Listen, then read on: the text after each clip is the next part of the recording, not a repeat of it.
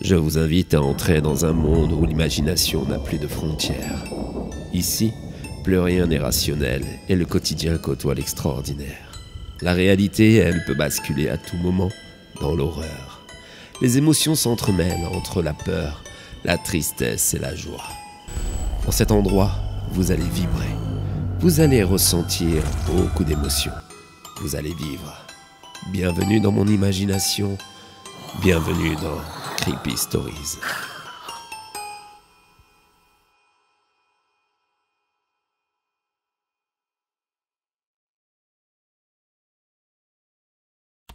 Ce n'est pas forcément facile de parler de quelque chose d'irrationnel.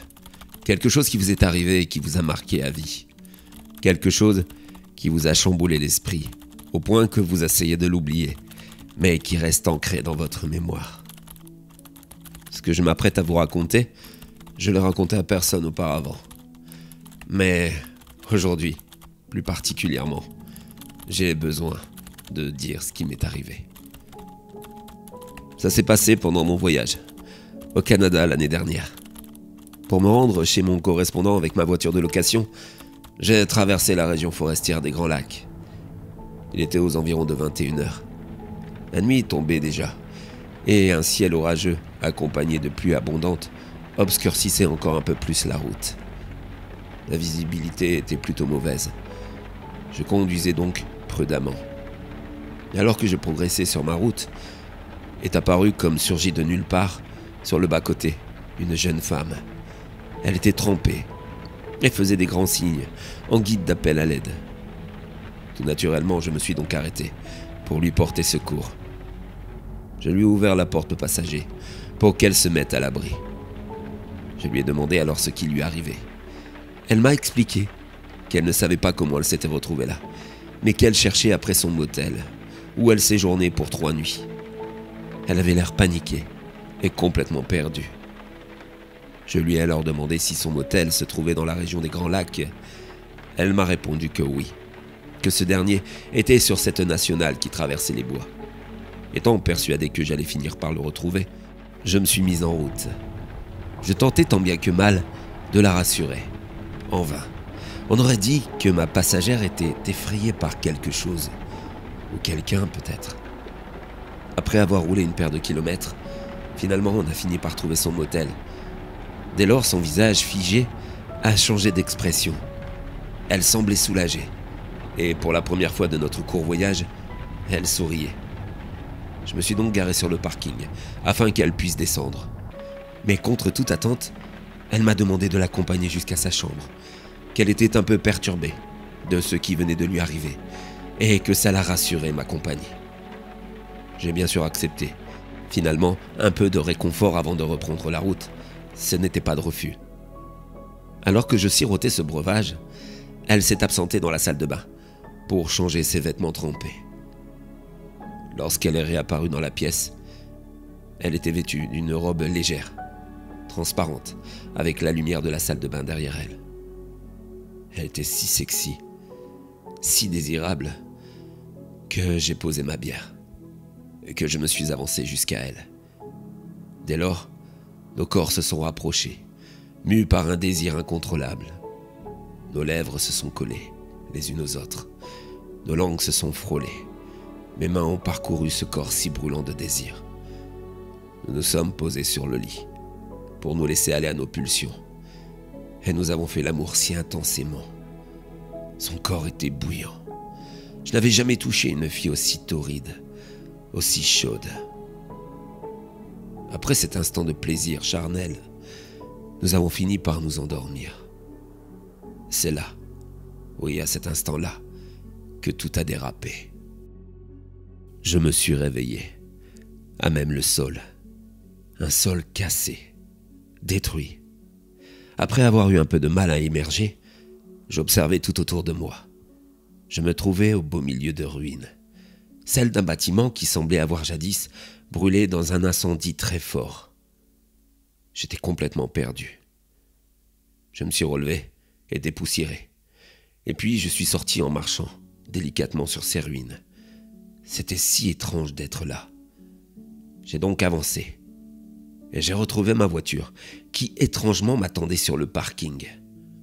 C'est là que j'ai compris que c'était l'exact emplacement du motel.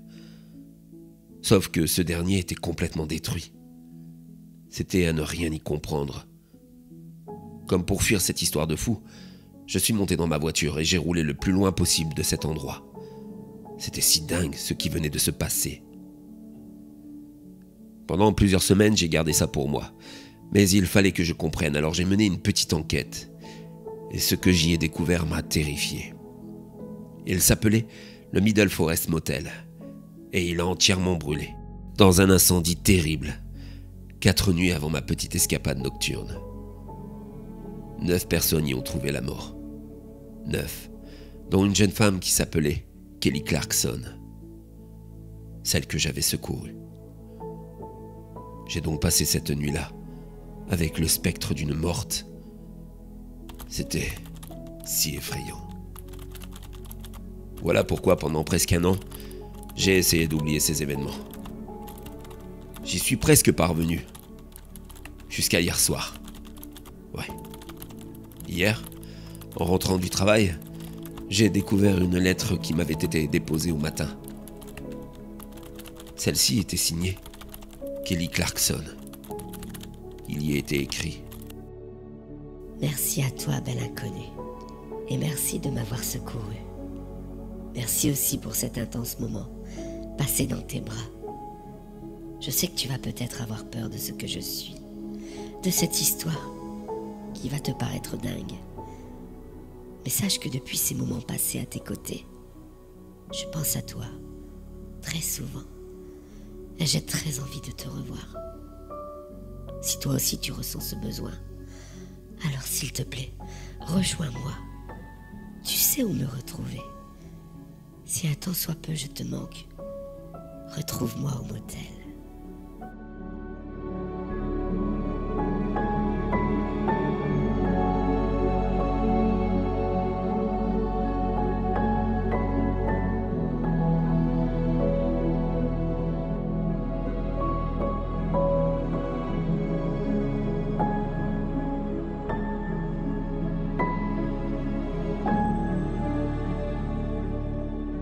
Qu'auriez-vous fait à ma place? Cette lettre m'avait complètement bouleversé au moment où je vous ai raconté tout ça. Et son souvenir, il me hantait sans vilain jeu de mots. J'étais conscient de l'irrationalité de cette histoire, mais malgré ça, je n'avais qu'une seule envie: aller la rejoindre, sans savoir où tout ça me mènerait. Moi qui n'étais jamais tombé amoureux auparavant, il a fallu que mon cœur fonde devant l'esprit d'une jeune femme décédée tragiquement.